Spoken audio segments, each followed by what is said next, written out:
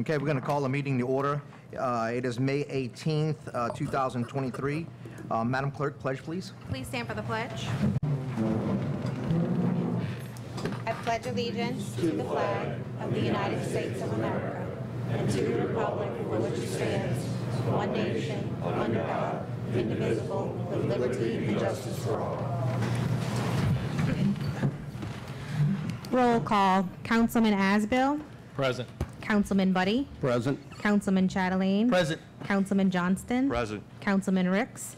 Present. Mayor Baudier. Present. Police Chief LaPree. Present. Fire Chief St. Cyr absent. Finance Director Todd Turnion. Present. City Attorney Scott Stansberry. Present. Myself, Clerk Carrie Husis is present. Mayor's announcements. We're going to skip mayor's announcements. We can roll to the agenda. Okay. Approval of minutes. Reading of the minutes of the council meeting on May 18th, 2023. Okay, do I have a motion to dispense with the reading of the minutes for the council meeting on May 18th, 2023? Motion. We have a motion by Councilman Buddy. We'll Second. open for public hearing. Anyone want to come discuss the dispense of the reading of those minutes? No one coming forth. We'll now close public hearing. We have a motion by Councilman Buddy, second by Councilman Asbill. All in favor? Yay. 5 yeas, 0 nays. Reading of those minutes are dispensed. Approval of the minutes of the council meeting on May 18th, 2023. Okay, we have a motion by Councilman Ricks to approve those minutes. Anyone come to the podium to speak about the minutes from the council meeting on May 18, 2023, please come forward. Note when coming forward, we have a motion by Councilman Ricks to approve, a second by Councilman Chatelain. All in favor? Yay. 5 yeas, 0 nays. Madam Clerk, those minutes are approved. Communications. Reading of the minutes of the planning and zoning meeting on June 7th, 2023. Okay, we have a motion by Councilman Johnston to approve the minutes from the planning and zoning meeting on June 7th, 2023. Anyone want to come speak on those minutes? Please come forward. No one coming forward. We have a second by Councilman Ricks. All in favor to approve those minutes? Yay. 5 yeas, 0 nays. Madam Clerk, those minutes are approved. Mr. Mayor, move to amend the agenda to add new business number, what is it? Two. Consideration of a nuisance bird complaint. Okay, so we have a motion on the floor by Councilman Asbill to add to new business number 2, Bird nuisance Nuisance. complaints. bird Yeah, bird nuisance. complaint. nuisance. Okay. Got it. All right, anyone want to come forth and speak about adding the bird nuisance to the resolution? No one coming to the agenda, no one coming forward. We'll now close public hearing. We have a motion by Councilman Asbill. We have a second by Councilman Ricks. All in favor? Yay. 5 yeas, 0 nays. Madam Clerk, the agenda is amended. Okay. Approval of the minutes of the planning and zoning meeting on June 7th, 2023. Okay, we have a motion by Councilman Chatelain to approve the minutes from the Planning and Zoning meeting on June 7, 2023.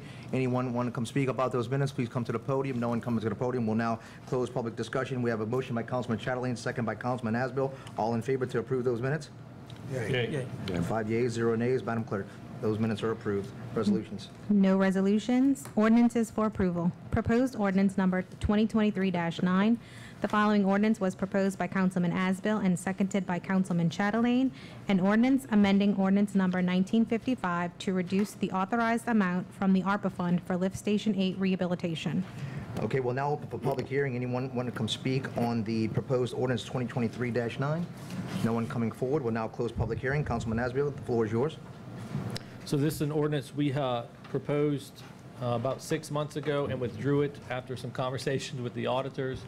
We've reintroduced it after additional conversations to basically to move some money around because we didn't need the full 250 from ARPA for this project because of some other funds from Delta Region Authority and Jefferson Parish.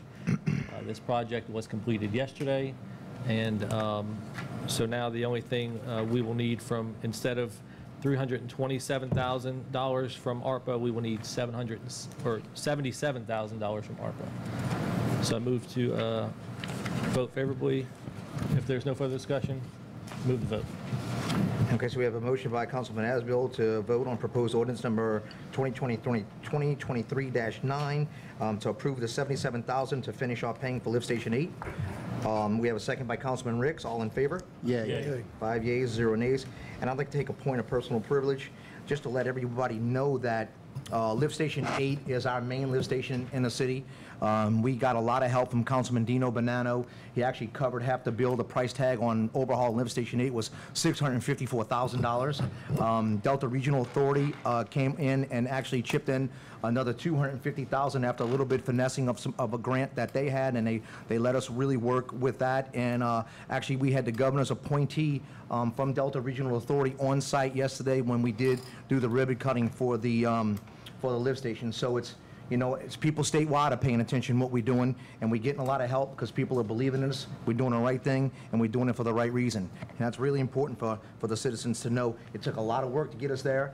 So at the end of the day comes, we got a $754,000 lift station, and it only cost the city of Harahan $77,000 with a lot of creative work from this council and believing in me and a lot of state help. So it's been incredible. Thank you guys for believing in me and me allowing me to get that overhaul done. And even that 77,000 came from federal funds, so. Yes, sir. Yeah. So truthfully, it cost us nothing, but at the end of the day. Madam Clerk. Proposed ordinance number 2023-10. The following ordinance was proposed by Councilman Chatelain and seconded by Councilman Second. Buddy, an ordinance approving the rezoning of Lot 139, Square H, West Imperial Subdivision, City of Harahan, Parish of Jefferson, State of Louisiana, from R1A, Single Family Residential, to GO-M, General Office Mixed Use, as per a plan made by Gilbert, Kelly and Cootery Incorporated, dated March 4th, 1972. Okay, before we open this to public hearing, we're going to follow Robert's Rules of Order. Everyone will have an opportunity to speak for 3 minutes. You'll get your chance to speak. You will not have an opportunity to come back to the podium a second time. Get whatever you got to say done in the first 3 minutes. If you decide to scream from the back of the room or make any kind of ruckus whatsoever, I will warn you one time. The second time, I will ask you to leave this council chambers. So we're now open for public hearing. Anyone who wants to speak on proposed ordinance number 2023-10. Before anybody gets up, I received a letter today that I'm going to read first from Merlin Schwartz. Mayor Bodie. 3 minutes. Okay. Mayor Bodier, members of the City Council, neighbors, and friends, I would like this opportunity to join with the many others in voicing my opposition to a zoning change for residents 194 Sedgefield Drive, Harahan, Louisiana, to general commercial. I base my opposition on a single premise. The neighborhood and all the existing homes on Sedgefield, sometimes referred to as the Imperial Woods subdivision, was established sometime in the 1960s or early 1970s. The property 194 Sedgefield Drive, which is subject to zoning change consideration, was built as a residential home on a residential street in a residential neighborhood. It should remain so, especially in the view of the 150-plus respondents who have signed a petition requesting that this zoning ordinance be disapproved. This number, 150, does not include those who are silently opposed but chose not to get involved by affixing their name to a petition. It is my understanding the only people who are supporting this zoning change are the owner/applicants of 194 Sedgefield Drive, Harahan, Louisiana, and 4 members of the zoning board. On Wednesday, June 7th, 2023, I attended a zoning board public hearing at Harahan City Hall. As I recall, in attendance at this meeting were 6 members of the Harahan Zoning Board, including Chairman Maurizio Francescon. Owners of 194 Sedgefield Drive, their counsel, Attorney Stephen Pettit, and many residents who reside on Sedgefield Drive and adjacent and neighboring streets. To recap, during the meeting, many neighbors spoke and voiced opposition to the zoning change. Following the presentations of the residents who articulated reasonable and compelling reasons why the zoning board should just disapprove of this measure, Attorney Pettit spoke as an advocate for his clients and advocated for the zoning change. At the conclusion of all the speakers, for and against, a question and answer session ensued with some, not all, zoning board members offering comments and questions before their vote 4-2. In favor of advancing the zoning measure on its merits to the Harahan City Council for review, I'd like to share with the mayor and council a few of my thoughts or takeaways as I recalled, paraphrased, following the meeting's conclusion. I learned late last year the owners of 194 Sedgefield Drive requested and received approval for a Harahan occupational license, which they used as the basis to begin the conversion of their residential home as some type of medical office or clinic. Attorney Pettit told the zoning board his clients reserved the right to bring litigation against the city of Harahan if they did not get their request for a zoning change granted. Attorney Pettit said if his clients chose that course, It was not his intention to be their attorney to litigate that case. In response to a question from a zoning board member, Attorney Pettit stated in part, again paraphrased, his client's preference to use their residence for a health clinic was underscored in part to sentimental reasons by a late grandmother of 194. Madam Clerk. All right, anyone else want to come speak on proposed ordinance number 2023-10? State your name and address at the podium, please. I'm Michael Preble, live at 57 OK Avenue in Harahan. I'm speaking against this change in zoning. I sent each of you an email last Saturday lining out some of these points. What I'm trying to figure out is how this business got a license to do business. Excuse me, is his mic on? I can't hear. Michael Preble. No, your mic, is it on? I can't. It is on. It is? Okay, I'll get closer to it. Closer. Okay. I don't know how this business got a license to begin with. They're operating in the wrong zone. They're operating in a residential neighborhood that isn't zoned for this purpose. Secondly, I don't understand how they got clear of parking requirements. There are 2 parking spaces in front of a 2-car garage. I have seen 5 cars parked there, 2 in the driveway, 1 on the lawn, and 2 right in front of the house. So there is some attendance at this place. The address also confuses me a lot. It's 194 Sedgefield, and yet they managed to secure a Jefferson Highway address, which is against what appears to be the kitchen back door of the residence. I don't know how that occurred. There's, among my concerns is the pathology box that's put outside the residence on the Sedgefield side. Just before the second week of Jazz Fest, I saw a pathology white metal box on the floor, on the ground in front of that entrance. Then I saw one hanging on the door, and then I saw one hanging on the door and one on the floor. Well, the good news is that the box says there's no drugs and no money contained in here. The bad news is it says this box is for blood and urine samples only. Now, it should be a residence. This is a residential community, and I don't want, whatever kind of business this is, to be putting a blood and urine box outside the residence. There are no businesses on the riverside of Jefferson Highway from Hibernia Bank down to the River Bend Center where the Vietnamese restaurant is. There is not one other than the church. I think we need to respect that. I think we need to maintain the integrity of that residential neighborhood. My concern is that 2 things are going to happen if you pass this ordinance. One is that we're all going to fear what happens to any open lots that are along Jefferson Highway on the riverside. The second thing is, I'm concerned that the motto for the Planning and Zoning Board and for this City Council as well is that just go ahead and do it, apologize later, and make nice. That's no way to run the city, and that's no way to treat the community residents. Thank you.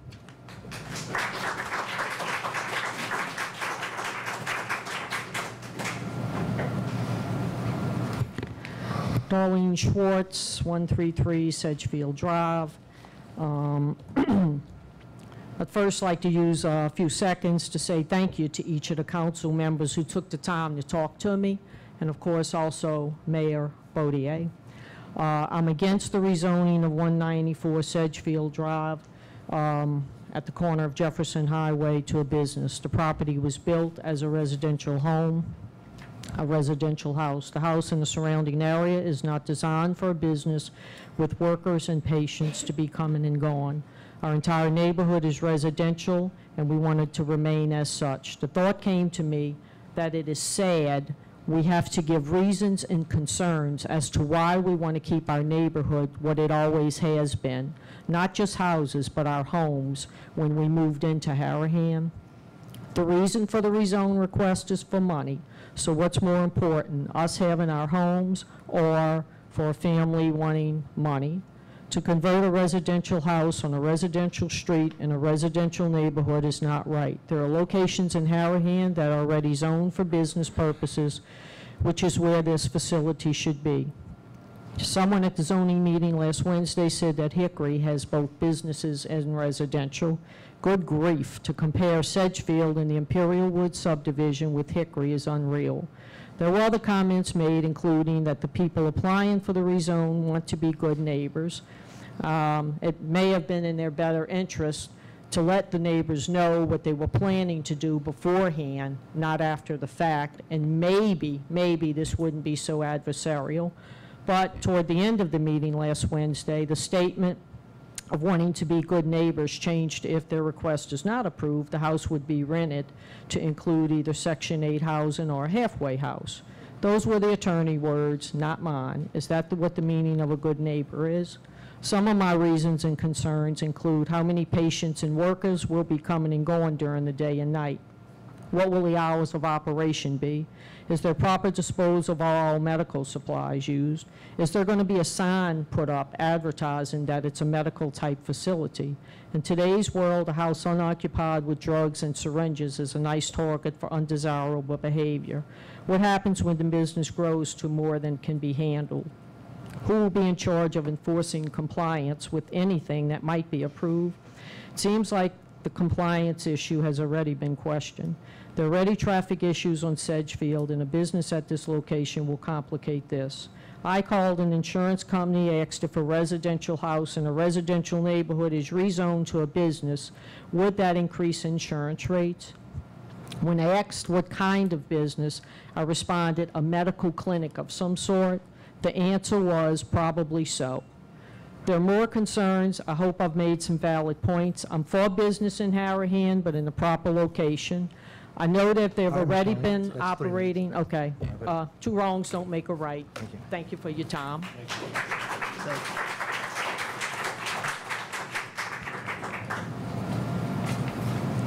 Hi, my name's Michelle Laperouse. I live on 7213 Westminster Drive.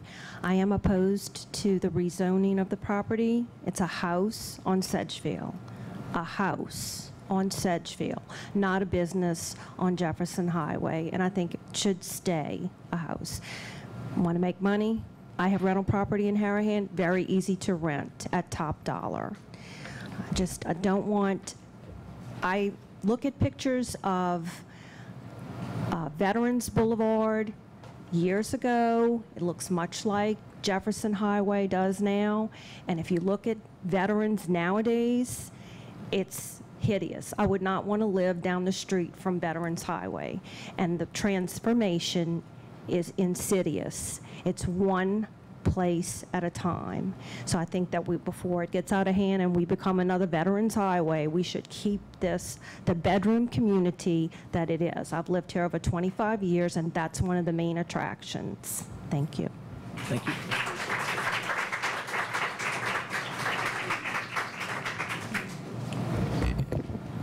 Good evening. My name is Ken Lividay at 45 Sedgefield. I have the petition, a copy of the petition for each one of y'all, and also for the clerk. We got it. We got him already. We got it already, Kenny. We got it. This represents over 150 of the residents, not just on Sedgefield, on many streets in the city of Harahan. Everyone that signed it, of course, is against it. I, too, have lived here over 60 years. And for this to come into the city and the place where everyone wanted to stay as a residential type thing, to us, is just unbelievable. How it even got to this point, we can't understand. If it was originally given a home office permit and then it blew up and now it's whatever it is now, is just beyond us. No one can understand how it's even still operating. If all the things that have been done, that have been told to us that has been done, that it was supposed to have stopped the business until all of this was concluded, it's just the opposite. It seems like whoever the powers that be are allowing it to continue, allowing patients to go in there. And I know some people saying, oh, it's just Botox. It's not just Botox. She's advertising hormone replacements and good knows what else. But blood and urine specimens are sitting outside the house. The box is on the ground. They're not there all the time, but the boxes are there without anybody being there. Kids in the neighborhood get into those things. I know they're supposed to be locked, but if they want to just take them, they can do it. Anyway, we are 100% against the zoning. Thank you.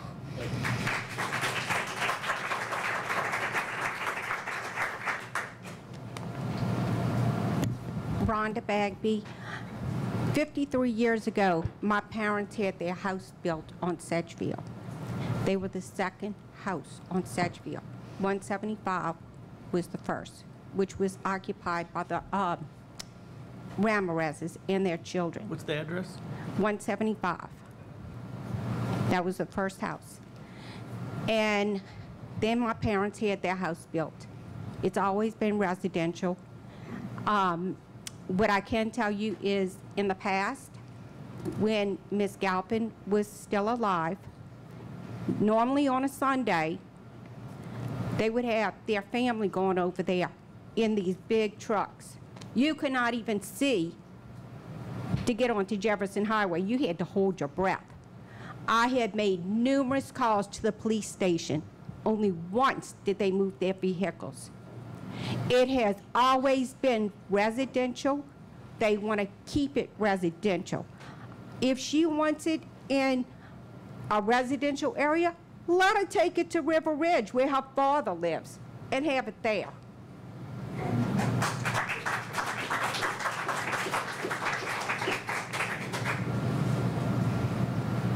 Dale Semino, 140 McHugh. My biggest concern about this is that the term was used, spot zoning.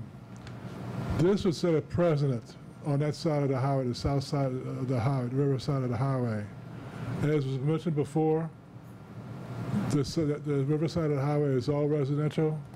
If this is approved, it sets a precedent. Then the next person comes to request zoning in the residential area. It'd be hard to turn down because it was approved before. Which I just ask you to listen to the people. The majority of the residents are ask you to vote no, and I do too. Thank you.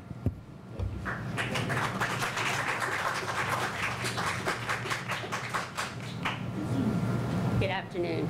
I'm Montiel Painter at 190 Sedgefield, next door to the home. I ask that you deny this simply because, one, it's been a residential and it should stay there. The same things that are going on with everybody else. Ozempic is a drug for diabetics that they're using for weight loss. Weight loss is a multi-billion-dollar business, which makes that home a target for being broken into. You also have needles, IVs, and all of this makes it a target for the wrong kind of people. We do not need to expand on our police force. We need to expand on the people living in that are residents of. Also, the regulatory rules and laws. They have broken them. When you look at the regulatory rules and where they're going in, it does not fit. When she originally did this, they were asked to, you're supposed to have a survey, you're supposed to have signatures, and her signature was on it, but her father's was not, with no power of attorney. So that is illegal. So it was asked at the meeting that that be redone. To my knowledge, it has not been. Safety. I feel for my safety and the people, there are about 5 to 7 houses very close and around my home that have been in Harahan from 40 years to 53 or 54 years. That says something about Harahan. The change in this will mean that we will be getting the wrong kind of people trying to break in and get elements, needles, the Ozempic. They are having problems with that right now at doctors' offices. They are they're going in, stealing it in doctor's office, turn around and black marketing, because the injections go from anywhere to $275 to $390. Us women, you know, we got to have a quick relief for that weight loss. And another thing, she advertises about something for a hangover. Okay, if you have that bad of a hangover and you're going for a drip so you can feel good to go to work the next day, should you even be behind the wheel of a car? My question to you is, do you feel safe and your children feel safe? There are other issues, parking, traffic, deliveries Okay, that ma'am. will come and go. 3 minutes. Thank you. Thank you.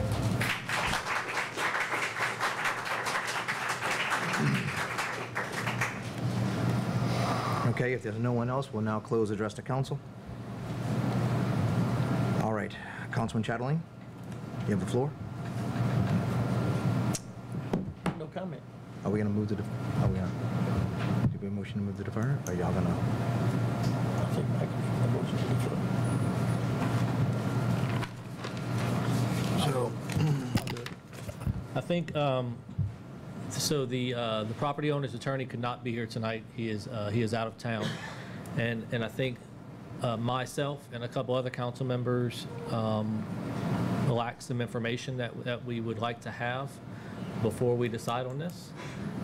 So I would move that we defer this until next month. So I would, Because I do want to give it full consideration. I've heard everyone, and I think it's our job to give it full consideration for both you and the property owners, the business owners, whoever they are, and I want to do that. And so to make sure that I'm doing my job, I'd like to defer. I would like to follow up on this. We discussed moving this meeting to a Wednesday 2 months ago. However, multiple people have made the comment that I said, we moved this meeting up to this Wednesday 2 months ago in one of the board meetings, right? One of the council meetings. So, but the comment's been made several times to me, as I've fielded probably about 60 phone calls about this, that we moved the meeting to this Wednesday to bypass the citizens, which is totally false. So I would also like to address that, and I would like to say this, that I've listened to many of you on the phone. I've also expressed my other side of this. You know, hearing one side of this, hearing the other side of this, you know, there are a lot of questions that are unanswered, and we do, as a council, like to be fair with everyone. We consider everyone's opinion. This was done prior to my being here, but I would like to say this, that at no point in this community should anybody take a threat behind anything. And at no point should the citizens attack another person just on their premise of being or feeling correct. So I will say this, that myself, I have taken a phone call which somebody threatened myself, and I'm not going to tolerate that. But, you know, we are here to do this job. It doesn't pay a whole lot. Believe me, I got a lot of better things to do than this. But, you know, we're here to make sure that everybody in here is heard, all the people understand both sides of this argument, and that we make a fair decision.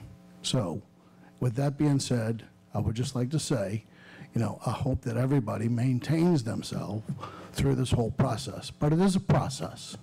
And I just want everybody to understand, you know, we're doing the best job we can riddling through this. So I just want everybody to be clear, okay? That, you know, I know things are way up here, but we need to settle down and just relax for a minute. Thank you. If there's no further discussion, I move to defer. you cannot speak from this floor, so, and public discussion's been closed.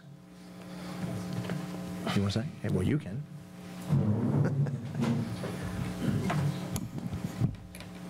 I'd like to just say that I will not tolerate anybody threatening anybody in this city.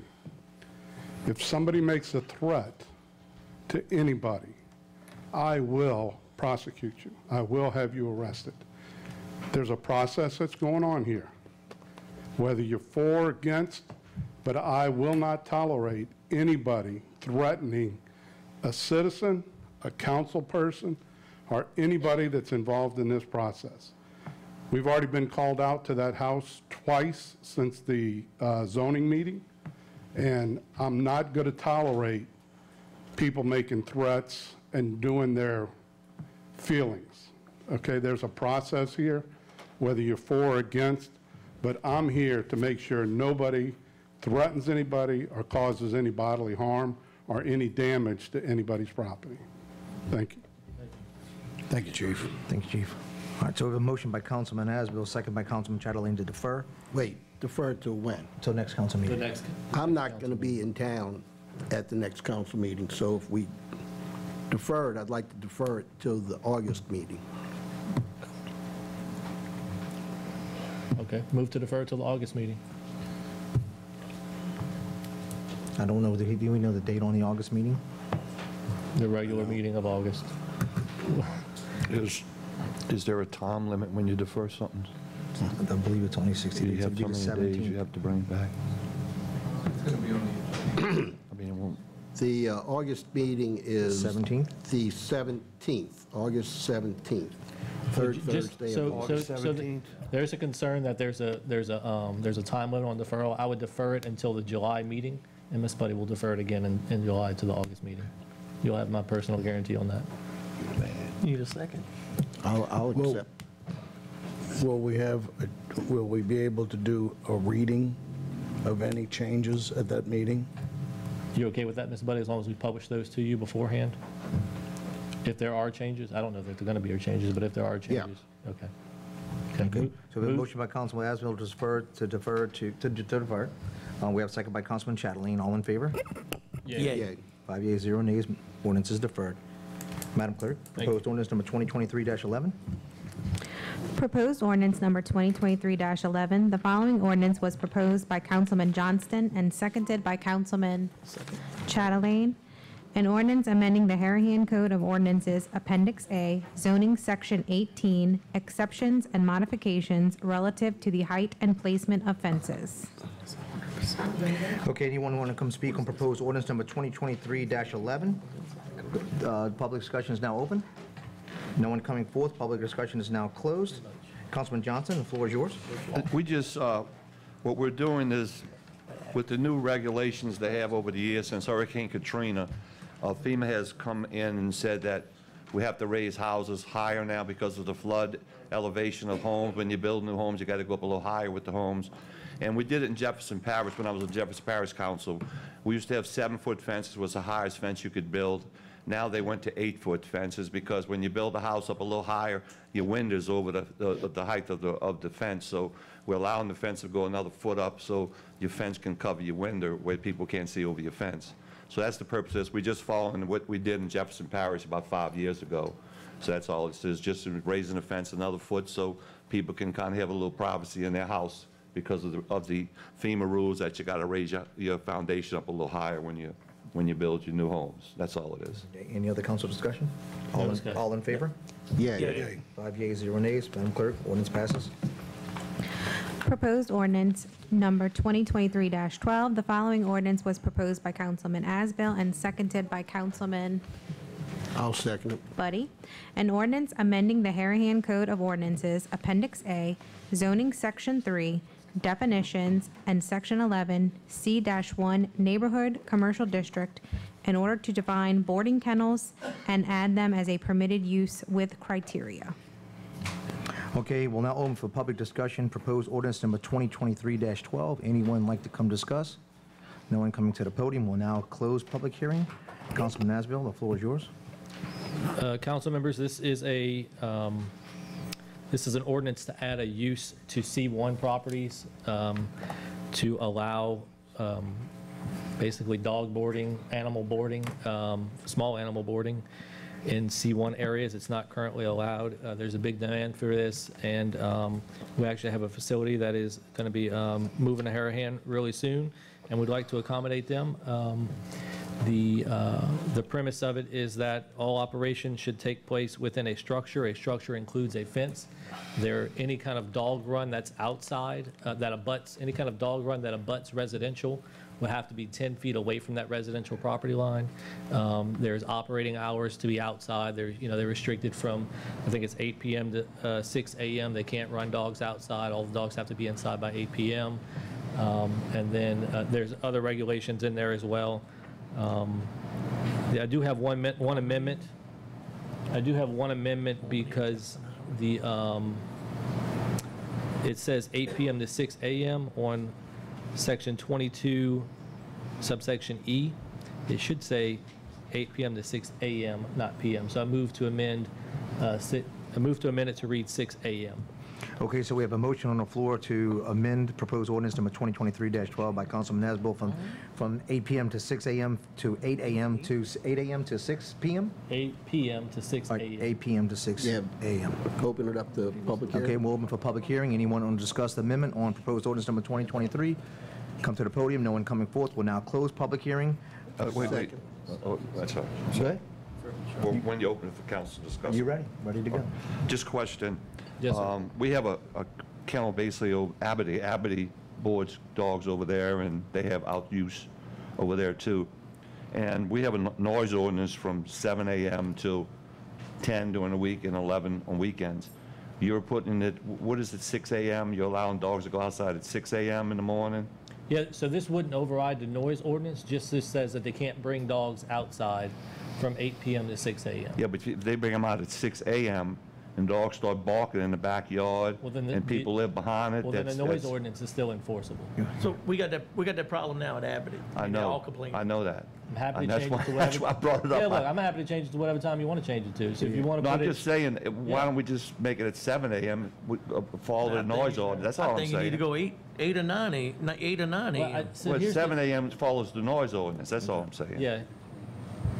Okay, move it to. I mean, I'm just saying the I'd rather noise move it to ordinance. It follows the concern noise with ordinance. 8, so I'll tell you, the concern on the time frame is that if you can't bring a dog outside until 8 a.m., now they're either holding urination or defecation until that time. So it Well, just makes it longer, and makes it a little bit longer to You operate make the a point business. there, I understand your point, leave it. Yeah. Leave it, you make a point there, that's fine. Because I just, personal experience, if my dog's going out at 8 p.m., coming in and staying in until 6 a.m. until I get up. Yeah, So, no, you make a good point there. okay. So at that point there, it followed the noise ordinance. That's right. If there is noise, then they would file a noise ordinance complaint, Right. and we'd enforce Okay. that. I'm fine. Yeah. Thank you. Okay, so we have a motion by Councilman Asbill to amend proposed ordinance number 2023-12, seconded by Councilman Chatelain on the amendment. All in favor? Yeah. 5 yeas, 0 nays. Move to adopt as amended. Now we have a motion by Councilman Asbill to adopt. Second by Councilman Buddy. All in favor? Yeah. Yeah. 5 yeas, 0 nays. And I've got to go and see Houndstown. It's a real high-end dog kennel where they give you a code, I believe, and you get to go on your phone and you can watch your animal while you're out of town. And it seems to be somewhat of a growing business, so it is cool to have. Madam Clerk, proposed ordinance number 2023-13. Proposed ordinance number 2023-13. The following ordinance was proposed by Councilman Ricks and seconded by Councilman Asbill. An ordinance amending the Harahan Code of Ordinances by adding a new section 71 to Chapter 10, Article 3, relating to prohibiting dogs from defecating or urinating on recreational facility fields. Okay, we'll now open for public hearing. Anyone who wants to speak on proposed ordinance number 2023-13? No one coming forth. We'll now close public hearing. Councilman Ricks, the floor is yours. So there's been discussion about the farmer's market and the kids having their play areas with the dogs, inhibiting those areas with dog debris, I'll be nice. So this ordinance will protect those fields from having these dogs urinate and defecate on the fields where the kids are playing. You're allowed to bring your dog anywhere else, but we ask that you pick up the excrement as needed, but in this particular thing, we don't want to have these dogs urinating and defecating on the fields where our small children are playing. So that's pretty much what it covers. Councilman Ricks, I'm just noticing that on line 25, it says for recreational purposes. Could we perhaps change that to sporting purposes? Because if we left it at recreation, it would prohibit dogs from around the walking track, and I'm not sure if that's your intention or not. Not at all, that's fine. Okay. Yeah, that was one of my questions, was, are we talking about playing fields? Yes. Correct. Playing I think fields. that was the intention, yes. That is the intention. Okay. So anything we can do to clarify that would be I'm not sure what wording we want to use. So Councilman Asbill was proposing to make an amendment from changing on line 25 from recreation to sport purposes. Sporting purposes. Sporting purposes. We have a second by Councilman Chatelain on that amendment. We'll open for public hearing. Anyone want to speak on that amendment? Please come forward. No one coming forward. We'll now close public hearing. I'm going to call for the vote. All in favor? Wait, On the before we amendment. go there, I had a conversation with Councilman Ricks earlier about prohibiting dogs from those areas as opposed to fining somebody when their dog has an accident on the area. Well, and let me just say that we've marked the fields clearly. It says no dogs allowed, and 2x3 signs with white lettering and black background to indicate not to bring your dog on the field, but there's still people who come across that fence and bring their dogs in those play areas. Well, my point being that if we amend this to prohibit the dogs from entering the field, that might be more effective. Because if a dog gets on the field, we may be in a situation where we're going to find somebody, but the field's been soiled. Is it more effective to prohibit a person from allowing their dog to enter the playing field? Well, I mean, if they're not following the clearly marked areas that say no dogs allowed, I don't think they're going to follow an ordinance either. But they Yeah. can't be fined for, there's no, I think it's a pretty easy fix if we wanted to change it. But yeah, Councilman Ricks, what I'm saying is if there's a sign, but if they bring the dog on the field, there's no penalty. I like it. This would put some teeth into the sign. That's fine. If you want to change it, that's fine. I mean, We can amend it to say so that. I would move to amend line 20 Okay? to change the words defecate or urinate to the word enter. Okay. Okay? So now we have two amendments on the floor by Councilman Asbill to change line 20 from defecate or urinate to enter, and on line 25 from recreation facility to sporting purposes. We'll open for public hearing. Anyone who wants to speak forward, just make sure I got public hearing. All right, public hearing is now closed. Amendments only. While we're on it, do we want to change it to pets or animals, or we just want to the dogs? That's sure. Sweet Lord, brother. Whatever you want. Yeah. Move to vote on the amendments. Okay. Okay.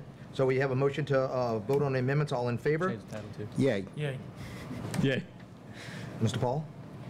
Yay. Okay, 5 nays, 0 yeas on the amendments. Move to adopt as Now we amended. have a motion by Councilman Councilman Asbill Ricks to to adopt, we have a motion by Councilman Ricks to adopt proposed ordinance number 2023-13. All in favor? Yeah? As amended. 5 yeas, 0 nays. Madam Clerk, motion passes as amended. Question. Yes, sir. We have no mechanism of fines. If people do go in there and they're caught with a dog, what do we do? Chief, do they call the police and you go out there and ticket them, or how do they get caught? The enforcement poll on C, Section C, says it's by the Harahan Police I Department, know, and but do yes. they get, if suppose they go in No there, fine. somebody, I mean, you got to set a fine. Yeah, I think they write them a ticket. We'd and- write 'em and- a summons. and Write the 'em new- a ticket or a and- summons? And the or- regulatory or the traffic court has leeway with what the fine is. Yeah, we'd write them a summons and then. We they'd do have to an pay ordinance them. in place on dogs. People, I've been getting calls, I don't know if you guys have. Yes. About dogs out there. Yes. People are walking their dogs in neighborhoods and they're defecating and on people's property. And I'm getting calls on that, and people aren't picking up their mess. I do have people in the area that, I've seen people walk with little shovels and little bags. They're picking up the dog mess when their dogs are walking the neighborhood and they defecating on yards and they pick it up. But there are a lot of people I see out there walking their dogs and they're not picking it up. and the neighbors are calling us up. They're going out there, and the dogs are defecating on their property. And Harahan does have an ordinance in place Yes, we do. that if you take a picture, and you know, it's not an ordinance, but the technology, the ordinance was written in 1976. They didn't have cameras on phones in those days. But if you have a picture you can take of the person's dog defecating on your property, and you know where they live, and you see their house, maybe that would help the chief or the city. The chief's not involved in this, I'm sorry, chief. Would help the city go out there, and the regulatory go out there and maybe cite them. Because the first time, if they get caught, they fine $20. If they caught a second time, they fine $50. If they find a third time, they fine $100. The fourth time, they come to court. But people are getting tired of people going on and their dogs defecating on their property. I mean, they go out there to cut their grass, and they step in dog mess. You know, so people are aggravated with it. Now, I know I've gotten calls, and has any of you guys gotten calls? I know the mayor has. Yes. So, but there is an ordinance in place out there that we do, because the person called me that they asked me, and we do have an ordinance in place. So, just real quick, I want to commend Councilman Ricks on his ordinance that he put up. And what happened was, just to give a little background on it, the playground wasn't really, we weren't really using it a lot for our children. We wasn't having a lot of sporting events there because of the hurricane and the cleanup and everything. But since then, I know this council has worked with every single thing they got to get them brand new fields out there, to make all the fields playable, and they want to make sure. I mean, we think we have a crown jewel in the city of Harahan. We know it's our recreation facility, and we want to continue to promote it. And then so for Councilman Ricks to be a part and step up and make this ordinance, I really commend you. Thank you, Councilman Ricks. Thank you. I'm sorry. As a point of clarification, if you're listening or watching on TV, whatever it might be, this playing fields in Harahan includes Soniat Playground, which is the main playground over there by the gym, all of those fields, and the Royland Playground does include a sporting field. They use that for the little kids to play soccer and flag football sometimes. So just be sure that you're not bringing your dogs on that field either. Yes, sir. Thank you. All right, Madam Clerk, proposed ordinance number 2023-14. Proposed ordinance number 2023-14. The following ordinance was proposed by Councilman Chatelain and seconded by Councilman, who wants it? Asbill. An ordinance to sell and/or auction property owned by the municipality of the city of Harahan, providing for the procedure to be utilized pursuant to the provisions of LRS 33-4712, which provides for the sale, exchange, or lease of property by a municipality. Okay, anyone want to speak on proposed ordinance number 2023-14? Please come to the podium. No one coming to the podium will now close public hearing. Councilman Chatelain, you have the floor. Guys, just to be clear, we're not selling any physical property, land property. This is basically old police cars, fire trucks, computers, miscellaneous stuff like that we need to get rid of. This is the process we have to go through. I got a lot of phone calls. What property's for sale? You know, there's no property, land property for sale. It's other stuff. So I just want to get that clear. Thank you. Any other council discussion? I want to thank the administration, the police department, and all the departments around the city for working on this and getting this done and cleaning up some of this old, to be honest, crap that's been laying around the city for some time and cleaning it up. Thank We you. actually saved money because some of these old vehicles which aren't moving are insured. So when we sell them, we take them, and we save liability insurance premium. So it's a good move all the way around. And we will have another one coming up soon. All right, so we have a motion on the floor by Councilman Chatelain, second by Councilman Asbill, to vote on proposed ordinance number 2023-14. All in favor? Yay. 5 yeas, 0 nays. Madam Clerk, ordinance is approved. Proposed ordinance number 2023-15. The following ordinance was proposed by Councilman Chatelain and seconded by Councilman I'll second. Ricks. An ordinance approving the subdivision of Lot A1, Square F, City of Harahan subdivision, City of Harahan, Parish of Jefferson, State of Louisiana, into lots A-1A and A-1B in accordance with a survey by Gilbert, Kelly, and Cootery dated April 26th, 2023.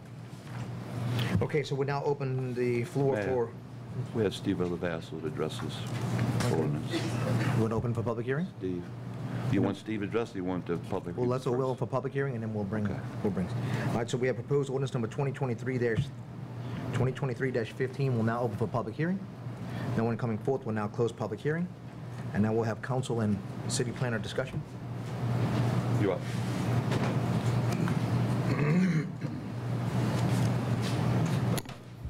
Yes, sir. This is the one we talked about with Tommy and I yesterday. Yes, sir. The resubbing over there by the restaurant with Okay. 120 feet, and they got the resub, they created a substandard lot with the 40-foot C2 zoning. We just need you to explain to the council, which you explained to us yesterday. Okay, thank you. Steve Villavasto, city planner for the city of Harahan. What we have is a piece of property located in C2. That's general commercial zoning. And the minimum lot size in C2 general commercial zoning, we all know, is 60 feet. The proposal is to create, I believe, an 80-foot lot and a 40-foot lot. And this is the front width of the lot, okay? The front width of the lot, of the 40-foot lot, doesn't meet the minimum standards. Now, in order for the city to approve a lot that doesn't meet the minimum standards, we would call that a substandard lot. You'd either have to change the standards for the lot from 60 to 40, or find a way to justify a waiver, and this would be a 33% waiver, a 20-foot waiver from the 60 feet, or a hardship to the Board of Adjustment, to go to the Board of Adjustment and say there's some sort of a hardship and go that route. Short of those two approaches, the legal minimum width of a lot in C2 is 60 feet, and so I think, as we spoke the other day, one of those two routes, either a waiver or a hardship variance, would be the only way to change the law, because the law today says a lot is 60 feet in C2. You made the law. You have the right to change the law. You could change the law for the whole city. The question is, are you the owner? You're not. I don't know who No. Steve Steller is. Is he Steve here? Stigler, he's not here. Stigler? But- I don't know him. Can I just Well, no, let me say- say first, and then Okay. you can say. My thoughts are, I know somebody wanted to buy the property, a lady, and she wanted to move the house to a vacant lot, because they can move houses to different locations. My personal thought is, the easiest way, instead of going through all this, changing our law and open up a can of worms for other C2s to go put them on a 40-foot piece of property, is this gentleman to possibly move the house. Maybe somebody want to buy the house and move it to a location and use the whole piece of property. They didn't have to worry about any substandard lot, us changing any laws, any ordinances, anything. Then he has a big piece of property for, he wants, I heard, I'm not sure, I don't know, but the Grapevine, they want to put a high-level restaurant there. So they have more than enough parking spots for that spot than trying to jam everything into one little area. His parking is going to be tough. He's got to have handicap parking there. And that house on a 40-foot lot, if he has that there and it's approved, he's got to have a handicap parking spot there too. He's not going to have enough parking for that piece of property. So, I mean, that's my thoughts. The best thing for him to do is possibly sell the house and have somebody move it. Now, I don't know what the thoughts of the council are. I don't know. Well, I would just like to inform all the citizens of exactly what we're talking about. So the yellow building that sits right in the S-curve that has been abandoned for many years, this gentleman's come in and moved the house that was directly on the north side of this property over to the fence on the other side, I think 8 feet from that fence. He's asking for this lot to be subdivided to have enough parking to bring commerce back into that restaurant, because if that lot line stays where it is, it cannot be zoned or cannot be given a restaurant permit because it does not qualify for enough parking. So I just want everybody to be aware of exactly what's taking place and exactly what piece of property that is. So for us to bring something in commerce, and I want to bring businesses to the city like anybody else does, I'm pro-business too, but we continuously changing our ordinances or readdressing our ordinances, and you know, this is a residential community. We want to bring businesses into our city, but we continuously want to change our ordinances And like Steve said, you're talking about a 20-foot shortage. This is if it was 5 feet or something, then we'd probably go to the Board of Adjustment and have them adjusted or maybe give them a waiver. What you're talking about, they're 20 feet short on this piece of property. And I think it sets a bad precedent for the rest of the city. Somebody else may come in and want to take a C2 zoning and do something with, maybe do something else. And if you're going to change to 40 feet, somebody could take an 80-foot piece of property and do something with that. I don't know. It's just, I think it sets a bad precedent, and we want to make sure we want to keep our city the way we got it. And we want to bring commercial business into the city. But I don't want to sell our city down the river myself. I just don't want to do it. So, Mr. Paul, I'm not trying to sell our city down the river either. So right now, before this re-subdivision, they have lots 1, 2, 3, and 4. You have a 30-foot lot, 30-foot lot, 30-foot lot, 30-foot lot. No, right now you have a 120-foot lot, I believe. I'm reading 30-foot lot, 30-foot lot, 30-foot lot, 30-foot lot. Right. So you basically saying we're taking a lot and we're making a 60-foot lot into a 40. I'm basically saying we're taking a 30-foot lot, making it into a 40. Let me, I made a promise. In 2007, when I was mayor, the owner that owned the property came to the city and made that into one piece of property. He did away, in the old days, it was 30-foot lots, 30-foot lots, 30-foot lots. That's the way it was in the old days. He came to the city in 2007, and we resubbed that the property into one big piece of property. It was 14,000 square feet. He did away with the 30-foot lots. So now we had one piece of property was 120 by 120. So now we have this guy coming in, and look, he's a developer. He has the Dollar General. I go to Dollar General. I go to Pizza Hut. I go to Celino's. I go to, what's that, Pedro's. I don't go to Workout Center. That's one place I don't go. And you can see that. You don't say. But I go all up to other places. And we appreciate them bringing businesses to the city. But we can't break this into a 40-foot lot. That's not the way to go. There's no reason why the man's developer, he's got this over here, the Whitney Bank. I'm all in favor of the Whitney Bank. He's got the shopping center in the back he's developing, 100% in favor. He's doing a great job for this community. He's helping us out, bringing new businesses in.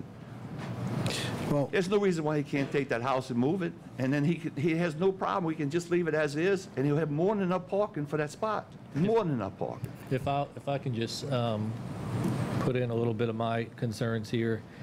My concern is not that it's a 40-foot lot. My concern that it's going to be a 40-foot C2 lot. Right. If there were a rezoning attached to this to turn the 40-foot lot into maybe an R1B lot, I could, and it would only be a 20% waiver, I think I could be in favor of it. But I don't, to me, adding a 40-foot C2 lot is hard for me to get past. Councilman, I looked at that, and I didn't know this. When we rezoned that area back in 2002, I was on the council when Vinnie Moss was mayor. I thought we rezoned that from behind the restaurant all the way to 6th Street R2. I thought that was the R2 zoning. I found out up to 229 is zone C2. So if we would, and I looked at zone that R2 or something like that, which is like 50 foot. But if we put R2 there, it would be a R2 in between 4 possibly. Yeah, I wouldn't put a R2, I'd put a R1B. So R1B is single family. Single family. Yeah, I wouldn't make it multifamily. And so R2 is a 50. So I didn't know if there was a way. I'm also for business. I want more business in Harahan.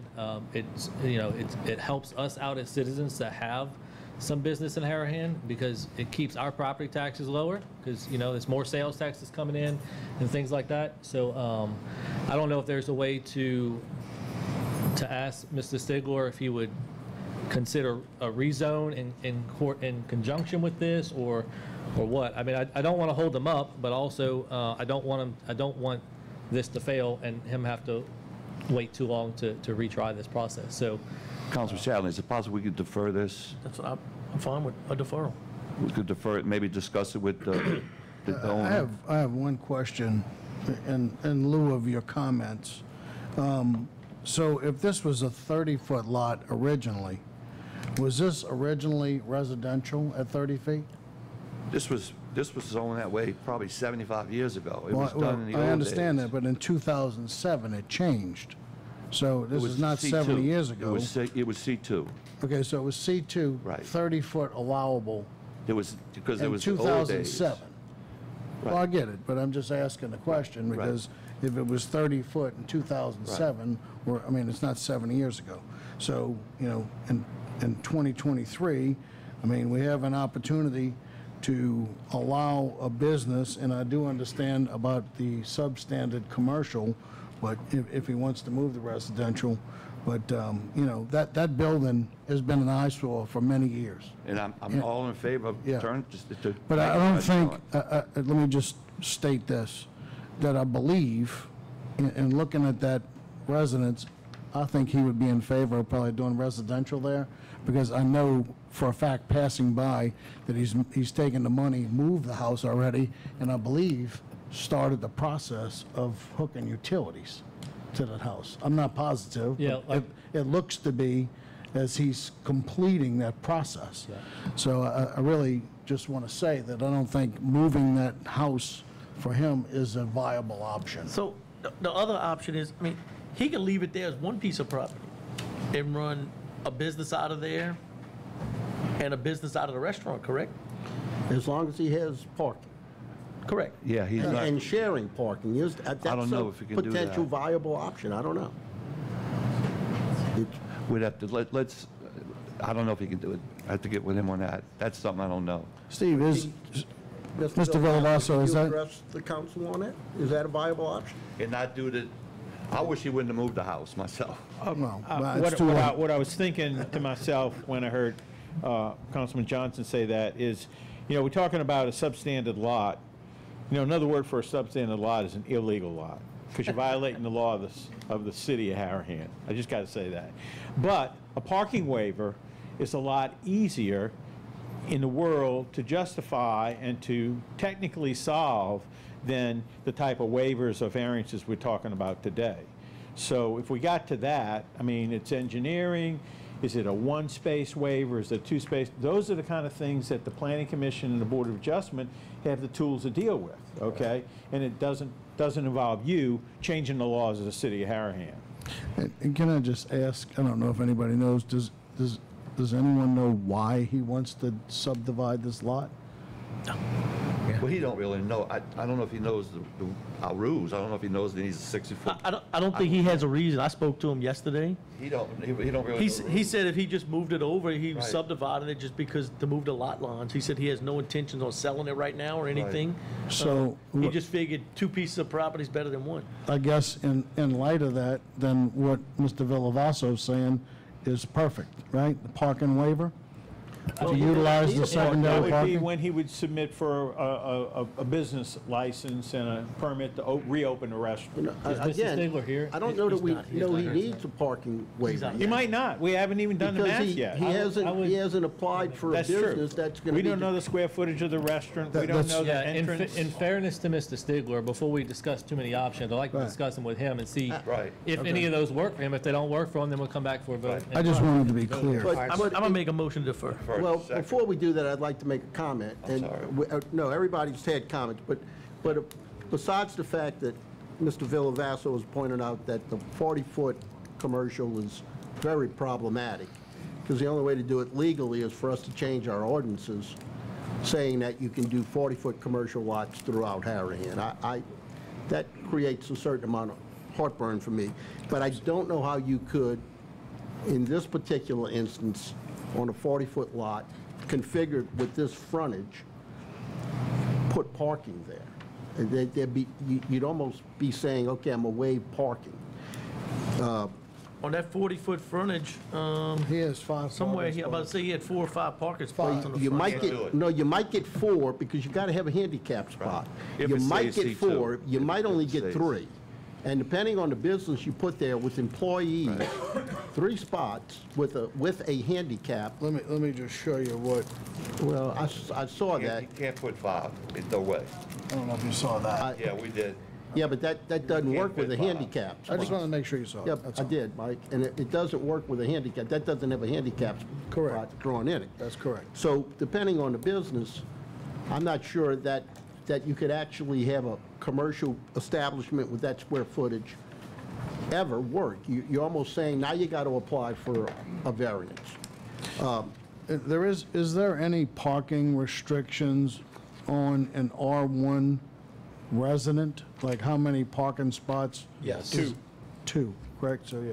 Yeah, so that works. Yeah. I'm saying, I think it's a lot easier to waive 10 feet requirement on R1. I think in that area, R1 is only 50 feet, is it not? The width of... R1's 50 and 60. 50 and... R1A and R1B, Yeah. 50 and 60. That's right.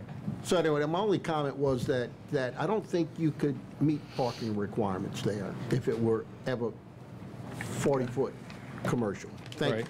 All right. Okay, so we have a motion by Councilman Chatelain, second by Councilman Asbill to defer ordinance 2023-15. All in favor? Yeah. Yeah. 5 yeas, 0 nays. Madam Clerk, 2023-15 Go back, if I could, a is moment, deferred. Mayor, if I could go back. When we do meet with Mr. Stigler, would we involve Steve in the meeting? Steve knows our rules, our laws. I mean, it's not saying we don't know them, but I'm just saying, Steve could advise. Is that be all right, Mayor? Perfect. Yeah, I mean, you could put parking behind this house too. No? Well, no, you couldn't. Oh, yeah. Well, only if they have... Servitude of passage. servitude. There's ways to do it. Yeah, they That's got, why- there's that's why you need got to to be meet- a legal servitude, Yeah. which can be done. Okay. All right, Madam Clerk, proposed ordinance number 2023-16. Proposed ordinance number 2023-16. The following ordinance was proposed by Councilman Chatelain and seconded by Councilman I'll second it. Ricks.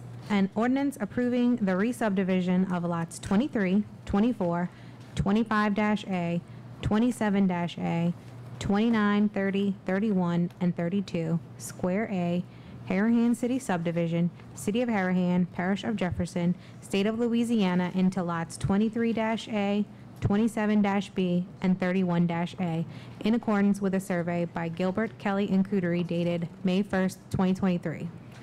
Okay, anyone wanting to come to the podium and speak on proposed ordinance number 2023-15, please come forward. No one coming forward. We'll now close public hearing. Councilman Chatelain, floor is yours.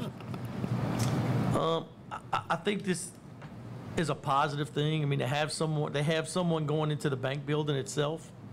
It's a medical records, not a medical facility. It's medical records. I believe he has a buyer interested in purchasing a lot close to the Harahan Auto Parts, which, I mean, I think that's Harahan Auto Parts, which is potentially making more parking for his business he has there now. From the conversation I had with him yesterday, he still does not have anyone for the one closest to Elodie. He said he had a muffler shop, but I think that all failed. He had someone else looking, a chicken place, but I think that failed, so he does not have anyone for that last lot. It's all commercial, it's all right-sized lots, I believe. Correct. Mr. Villavasso, and so there's no further discussion. I would move to approve as. Now, I will ask Mr. Stigler when he gets in. I think he did a little bit of cleaning up there, but they need to clean that site more often. Yeah, that would be And, my only request, if he can close up that old ATM hole. I mean, he needs to that'd be, clean it up. He I mean, did? it's- Okay. He closed it. Okay. He's got glass up He there. did, but I mean, besides that, I mean, grass it's a needs to be mess. cut I mean, yeah, it is. I'm gonna ask Mr. Stigler, hopefully we talk, I know he's out of town next week or so. If we talk to him, I'm gonna ask him if he can get that place cleaned up. I mean, it's Yeah. just a disgrace to the neighborhood. I believe the citizens are gonna be happy when he puts something there nice and does the landscaping, but who wants to deal with this right now the way it looks now? I mean, we all know it takes a mess to make progress, but that's been a while and it should be cleaned up to a certain extent. Okay, so we have a motion by Councilman Chatelain, second by Councilman Ricks. All in favor? Yeah. Yeah. 5 yeas, 0 nays. Madam Clerk, ordinance passes. Madam Clerk, ordinance is for introduction. Guys, we're gonna defer, I'm gonna ask to defer this ordinance for the first reading. I believe we're waiting on paperwork back for the list of items that are gonna be auctioned off. Are you familiar with that, Mr. Buddy? Yeah. So I'm going to ask if we could defer this first reading and just have the first reading at next meeting. Okay. How do we do that? Are you okay with that first Okay, reading? we just fine with defer that? it? We take a vote to defer it to first He's reading? deferring it to the next meeting. Are I've you never okay done not that. being? All right, We've so never the done first that. reading. I'm fine with it. I'll So we make a have motion to by defer. Councilman Chatelain. Yeah, defer to next meeting. To I'm fine defer with that. proposed ordinance for introduction, 2023-17. We'll have an open for public hearing. Anyone come to speak forth, please come. If nobody's coming up to the podium, we'll now close public hearing. We have a second by Councilman Chatelain to move to second by Councilman Asbill. Motion by Councilman Chatelain, second by Councilman Asbill to defer reading of ordinance for introduction, 2023-17, at the next council meeting. All in favor? Yeah. 5 yeas, 0 nays, sorry. Guys, we're basically deferring this. We're waiting on a list of items that are going to be up for the auction, so we'll just bring it back up next meeting. Madam Clerk. Old business. Old business number 1, Board of Adjustment, dismissal, and appointments. Anybody? All right, Madam Clerk, we'll defer old business number 1 to the next council meeting. Motion to defer? Moved. Motion by Councilman Asbill, second by Councilman Chatelain to defer old business number 1 to the next council meeting. All in favor? Yay. 5 yeas, 0 nays. New business. New business number 1, Todd Turnion, Finance Director, monthly financials. It's 3. That's number 2. I got to know. Good evening, Mayor, Council. Just a brief update from the finance team. The finance team is currently working on closing out the financial records for the month of May 2023. So we're working on just the normal closeout of the books for the 5-month period ended May 31st. We also have been hard at work with the internal city staff on the external audit process with the external auditors. That process is winding down. The audit report is due to be filed with the legislative auditor by June 30th, and we're on target to meet that deadline as well. Just a brief update on the sales tax collections. The sales tax collections for the general fund are on pace with budget. That supports the operations of the city, general operations of all the city departments. That's on pace and on budget, so that's good. And the, I guess the new, although it's not so new anymore, still new, fire sales tax continues to be in excess of budgeted amounts. So that's a positive thing for the city and for the fire department. Those amounts that are over budget are temporary, as we mentioned at the last meeting. We don't know when they will normalize, but our expectation is they will not permanently be in excess of the budgeted amounts, that they will normalize at some point. With that, I'm happy to answer any questions, Mr. Mayor or Council, that you may have. Okay. Question? Thank you. Thank you. Thank you. Madam Clerk, new business number 2. New business number 2, bird nuisance complaints. All right, Councilman Asbill. So this is a new one for the council. We received a complaint about excessive bird issues in a neighborhood. Forget the address. No, I'm sorry. The address is over on Windsor, right? 7300 Windsor Drive. According to the law, if we receive a written and signed complaint, the city is to investigate it and recommend whether a further investigation is required. We've got a recommendation from the regulatory director that further investigation is required.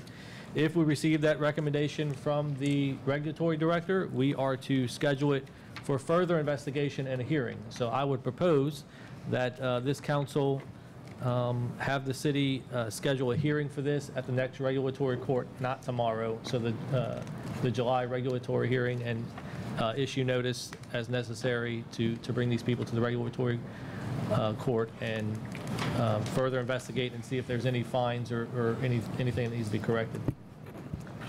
Okay, so we're now open for public hearing. Anyone come to speak forth?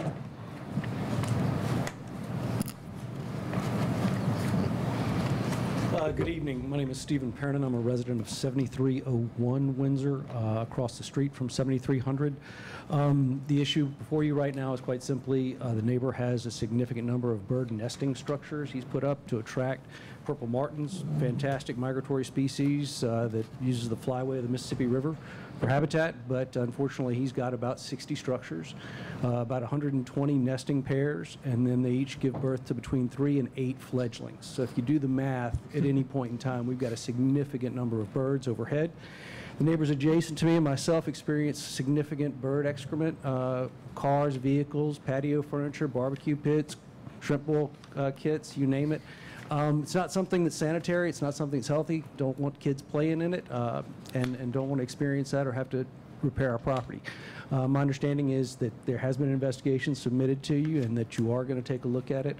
So I just wanted to issue that support for taking a look at it. We're not asking the resident across the street to abandon his hobby, remove all the structures, but some compromise has got to be necessary for where his enjoyment ends and ours begins. So, thank you. Thank you, appreciate it. Appreciate it. So I would We're going to move, close public hearing. No one else coming forward, so we'll close public hearing. Councilman Asbell? I would move that, let me look at the language in the ordinance here to get this right, because this is new. I would move that the city conduct further investigation and hold a hearing between 10 and 20 days after giving notice to the parties involved. I'll say we have a motion by Councilman Asbell, second by Councilman Chatelain. Councilman Asbell, might you add to that, hold a hearing as may be deemed necessary? No, you have to hold a hearing.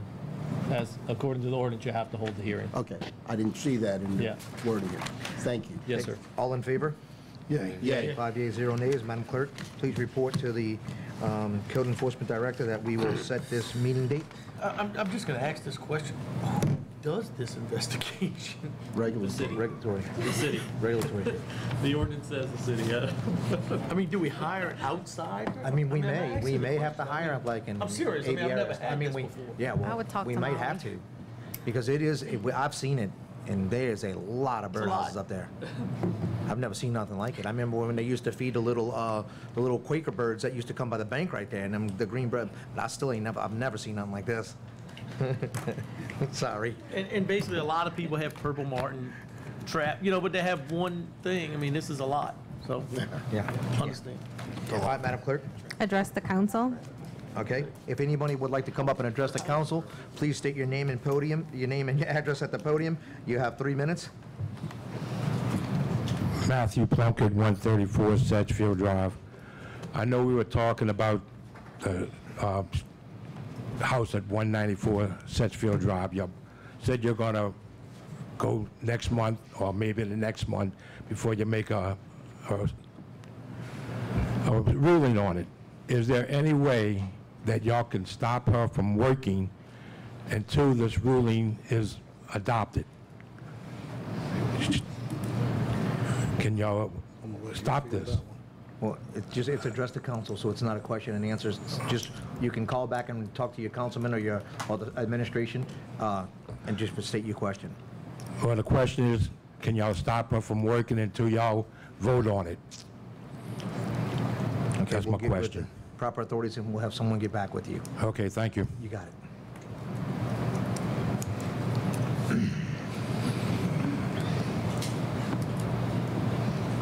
Take one.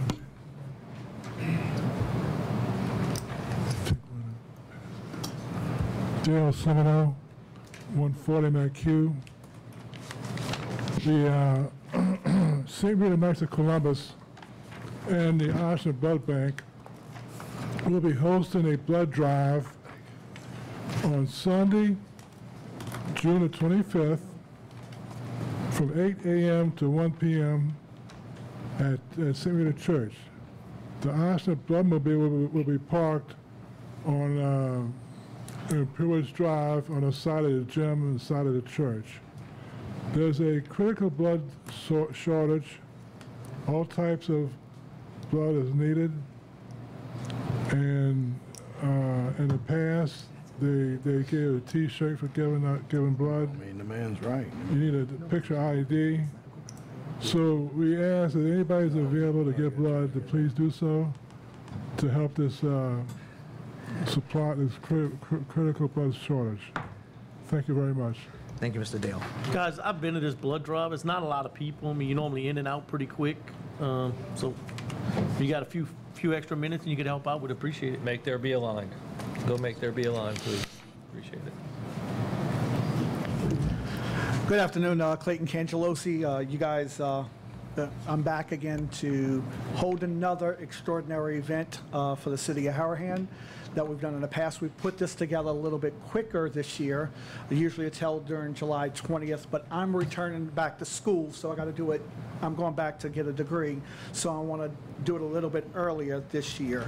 So we're doing, it's called the first annual Pelican Patriot Awards, where we honor our first responders, our military, civic activists, and more. We're also going to honor Vince Vance at this event, a very good friend of mine, and he's also a civic activist.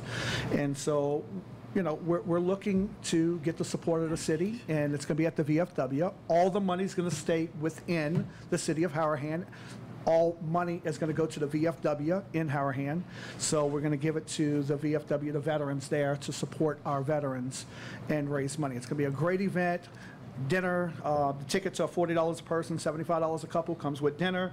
VIP tickets are $75 or $145 a couple, and it comes with dinner and a little cocktail reception before the event.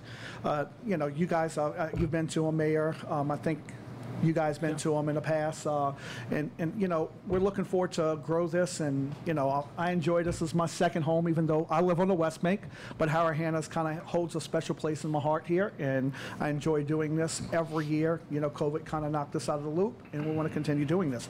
So I want to pass this on to you guys here. You want to announce the date and time? Oh, that would help, huh? I'm sorry. July 7th at 7 p.m. is the this cocktail reception. Dinner is going to be at 8, and then the reception with this event. And I'm going to pass the flyers around here and leave these extra flyers, give you guys some, and then here is, you know, we're also looking, because it always costs money to put these events on, and so we're looking for sponsors and sponsorships if you guys can help out. You know, campaign season's coming around. Have your campaign buy a table. If you just want to buy a table and support the event, have veterans come if you can't make it. Would be great to bring them to this event. So, you know, again, all the money, anything that goes, I don't want the money. I don't want to deal with the money. It goes to the VFW. We hand them a receipt of all the bills that we get to pay for the band, to pay for everything. They're going to handle everything and all the funds. I'm completely out of that part of the issue. So, you know, with that being said, looking forward to working with you guys in the future. And we want to continue doing this every year, you know, here in Harahan, and let this grow. Thank you, sir. Thank you, Clay. Okay, thank I you. got a question. How many folks you planning on, you think's going to attend this thing? It's because we're just coming back. We're planning 150 to 200 people. Hopefully, it's the week after. I mean, a couple of days after 4th of July, so we don't know how many is going to actually attend. We're hoping we get between 150 to 200, just to, you know, just to get some seats in the room. I'm assuming the VFW is going to call headquarters for the detail? Yes, we're going to get the detail and all that. Because all the money's going to the VFW, they're going to pay for that detail from that. Okay, thank you. Yes, sir. Thank you.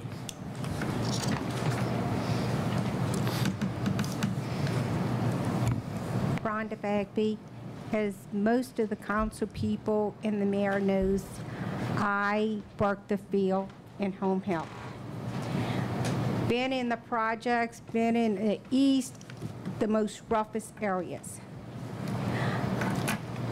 I want to thank you, Mayor, for always responding when I text you, but what I want to know is there any possible way we could get some kind of alert system as to if something is going on in our specific area, that we could be alerted and safe? Because when you walking out on a Saturday night at 8:15 to throw out a bag of garbage and your street is lined with police, and they were very nice. They asked me, ma'am, would you mind going inside and just staying in?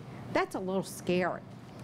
So to protect everybody, is there anything that can be done to protect us? So I'll... Thank you. Yep. All right, so when we close address the council, I'll address you. I'll let Chief address you. How's that? All right, is anyone else coming forth? All right, no one coming forth. We'll now close address the council. So I'll let the chief elaborate on this a little bit more. This is one of his, and it's within his bailiwick of wanting to do this. He's been talking about me since day one he's been in here. He wants to put a text notification system or some kind of Amber Alert system through the city. I'll let him elaborate a little bit more, but we've been talking about it since day one, and I do answer every resident when it comes to concerns like that, but you know, I know you've called me a couple times, and every time I've reached out to the chief and just to let him know that, hey, you know, this is the request we're hearing, and chief is 1,000,000% on board. So do we go to reports? So let we go to reports next, chief. I'll let you come on and do your report. Chief, you get all the time you want. You're way bigger than I am. Start the clock. Do the secretaries, are you, Yeah, he's talking doing about that, reports? I've been, I'm working on an emergency preparedness plan, a response plan. I'm actually working, I've got some phone numbers from the senior center for evacuation purposes. So if we're mandated to evacuate and everybody leaves, if you're going to leave town, I'm trying to put on our website, you can give us your name, number, phone number, and we'll go by and check your house after the storm. Once we can get back out, we can text you, we check your house, it's okay, it's not. On the other side, if you stay in town, if you'll give us your name, your address, how many folks are at your home, if there's anybody with special needs at the house, then we can kind of check on you after the storm passes, if we get to that part. Hopefully, we're not going to get any storms or need to, but we could use that information system to notify. I mean, I can text, we could put a text out that there's something going on in your neighborhood. I can't put on there what's going on because it's an ongoing investigation. So we appreciate everybody's cooperations by stepping back and just giving us a chance to do the job. But we can put together something where we can notify you that in a certain part of the city, something is going on, there is an investigation going on. And then once we're able to say what happened, then we can, once that investigation is complete. But yeah, we can work on that. I've been talking to the mayor about doing something like that ever since I took office, even before I took office, just to let people know what's going on. That way, if you evacuate, you can feel confident that we'll go check on your property, make sure it's secure, and you don't have to worry about trying to rush back to get back until it's safe to come back. But we are working on the building next door. The building's really coming out really nice. Councilman Ricks, I know he's done a lot. I appreciate all the work he's done and the council, but Mike has been there every day checking on it, make sure the guys are doing what they're supposed to do. It's coming out really well. I thank Papa Joe for coming the other day, looking at the floor again for us. It's really coming out nice. It's going to be a very, very professional EOC. We're going to be using it as our patrol division, detective bureau. I have started a narcotics division. I have started a traffic division. Tickets are going up. So be aware of that. We're just trying to grow the department. We're recruiting. Myself and 3 of the other officers have been in homicide investigation school all week in Baton Rouge. I drove back in tonight so I could be here with the council and all of you. So tomorrow is the last day of the class. But the city will have 4 qualified homicide investigators. After what took place a couple months ago, looking at what we had, we needed some folks within the department that could handle those type of issues. And now we'll have four officers, including myself, that are going to be qualified to be lead investigators on any homicide or any type of violent crime that may happen in our city. We appreciate our partners from the Sheriff's Office and our other municipalities that are willing to come in and help us. But things are moving forward. I think we're moving in the right direction with the department. I've gotten a lot of good compliments and calls. I got a call from a lady that one of our officers arrested a couple weeks ago, and she wanted a compliment on how professional he was while he was arresting her. So that's a good thing. You know, everybody makes mistakes, everybody has issues, but we want to treat everybody with respect and dignity. Last month, we had 696 calls for service. We had 8 accidents in the city. 111 citations were issued, tickets. That number's up.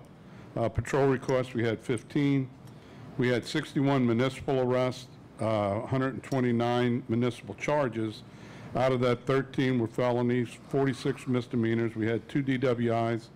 We had 34 city arrests, 34 traffic. Narcotics is up. Our officers at Dickory and Dog made a traffic stop last week. They got cocaine, heroin, and methamphetamine, and a stolen gun in the car. So our guys are out there. They're doing their jobs. They're looking good. Our flock cameras are up and they're working. We had our first stolen car come past the camera at Dock and Dickory.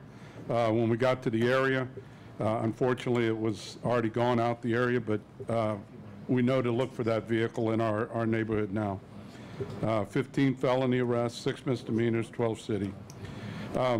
I was asked if we could start posting the statistics on our website, and I'll start doing that. We'll start posting these statistics so everybody can see them. I was asked about posting arrest. I hesitate to put people's names for being arrested. They've not been convicted of anything. So I hate to put somebody's name out that they've been arrested if they've not been convicted. So I'm hesitant to do that, but I will put the statistics out for the citizens to see. But we have a lot of things in the works. As soon as they come through and happen, I'll be happy to let everybody else know what's going on. We're working on getting some vehicles donated. It hadn't happened yet. We're working on some funding. I think the mayor and the council is going to hold a special council meeting for that. I'll let them talk on that. But if anybody has any questions, if you're going to be out of town and you want a patrol request on your house, just notify headquarters, and we'll keep an eye on your property while you're out of town. Thank you. Thank you, Chief. Okay, Madam Clerk, I'm sorry, we'll go back to Secretary's report. I'm sorry. Secretary's report for May 2023 unfortunately was not ready, so it will be presented with next month's Secretary's report. Really? Back to reports. All right, Chief Todd St. Cyr is absent. Councilman Asbill. Thank you. A few things. First, I'd like to mention the Harahan Music Festival that happened back in May. It's a great success this year. It's growing every year. They had some really good acts out there. All of the acts out there were good and interesting acts. We enjoyed it. I particularly enjoy the Victory Bells. They're always fun and listen to, and a good time. So congratulations on that to Surge and Stranded South for continue to put on a successful music fest, and also a successful food drive for the Knights of Columbus St. Rita Food Pantry, which is a great cause as well. It's your call. Want to congratulate the Harahan Teenage Softball. They won the parish championship on Monday night. They played over at the new softball facility over on the other side of LaSalle, by the Saints facility, or the old Saints facility, sorry. They got a new softball facility over there, and they won the parish. Yep, Saints Drive. They won the parish championship on Monday night. Some of those girls have been playing together since they were 8 years old, and now they're 18. This is their last game together, and they've had a successful run. So that's a big deal to go with our Park of Champions over there at Harahan Playground. And lastly, just a quick announcement that City Hall will be closed on Monday, June 19th. The police department will be open, fire department will be open, City Hall will be closed. Thank y'all. Happy 4th of July. Councilman Buddy? No comments. Thank you. Councilman Chatterley? Guys, last weekend I had an opportunity to go. We went to Texas for a rugby game for NOLA Gold. We had an opportunity to visit Highland Park, Texas. Small city, I was told I'm going there to meet to see a small city comparable to Harahan. We pulled up, I thought I was in Beverly Hills. It's amazing. So we get in there, we talking with the secretary of the town. Former Councilman Craig Johnson was with me. Former Councilman Wheeler, we talking with the secretary of the town. I was like, ma'am, I said, when I pulled in, I thought I was in Beverly Hills. She says, oh, the same designer designed this city. So we riding around, we looking, they have a fire department, they have everything, but it's amazing how clean it was. But I'm gonna tell y'all, it's a $60 million budget. Harahan works on a $6 million budget. But I did get some real good knowledge from there. So their fire department, police department, paramedics, it's all one. So if you want to be a fireman, you're going to be a policeman and a paramedic. You want to be a policeman, you're going to be a paramedic and a fireman. So all three of them are trained in all three divisions. They have 15 on duty. It's 2.2 square miles. They have 15 officers on duty. 10 of them are patrolling as a fireman at the fire station. 5 of them are patrolling the streets. They rotate out. It's amazing. It's spotless. I think it's something we can look into with the police, fire. You know, I mean, when you get a call, I mean, right now, I mean, police go out, they don't really help.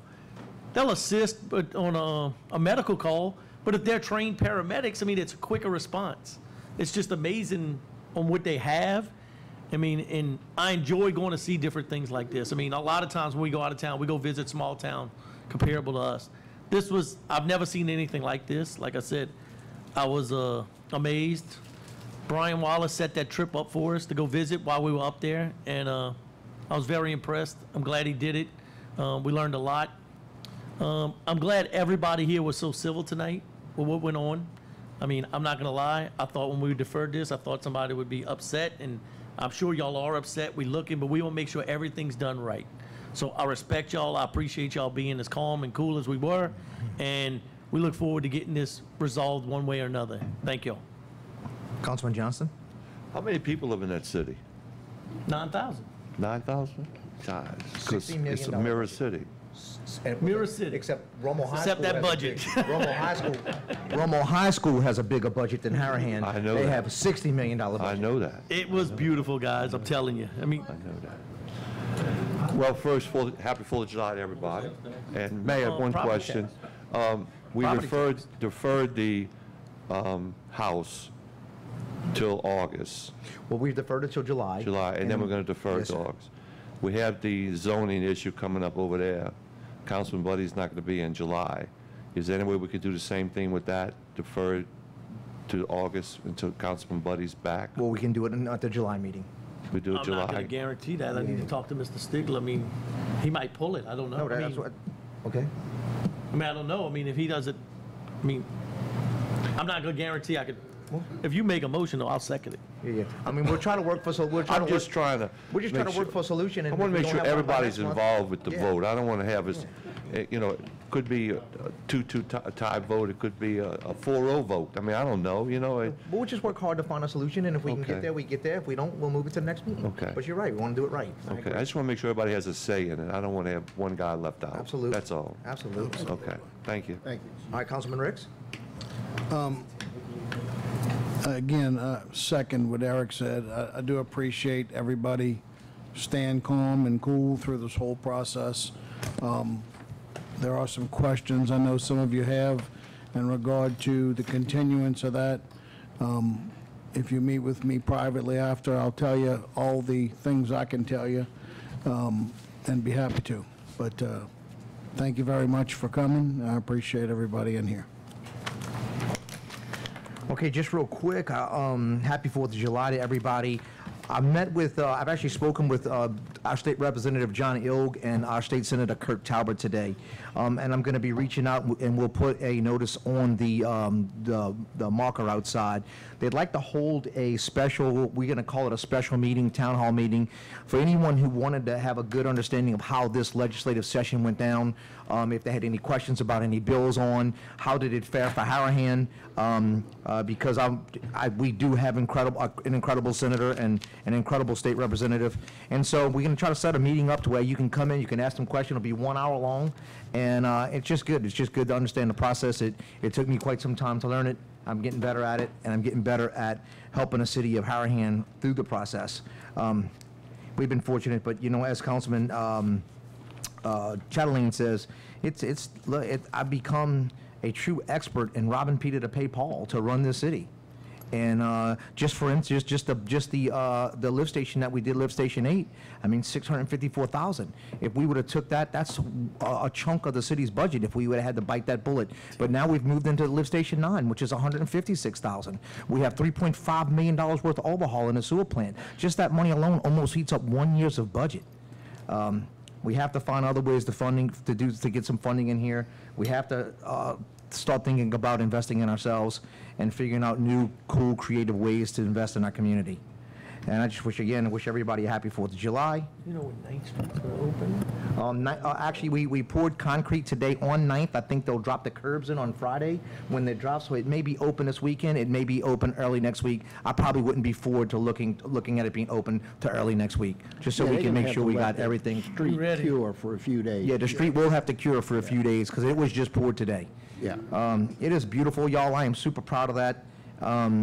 We had an appointment from the governor's appointment for the Delta Regional Authority actually come down and wants to come spend more time in the city of Harahan to see how we've gotten creative on being able to do things with a small town and a small budget. It was really flattering. We think that the governor himself will actually come down and visit Harahan as being one of the success stories that he's had to be a part of through his administration. So we're kind of proud of that. We're proud of that, the eyes that people at the state have on us right now. We're proud of the way we're going, but we do need to continue to keep keep moving the needle forward. So I just want to say thank everyone. Happy 4th of July.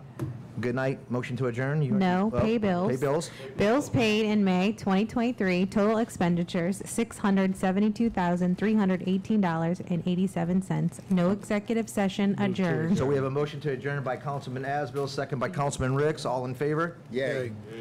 We are adjourned.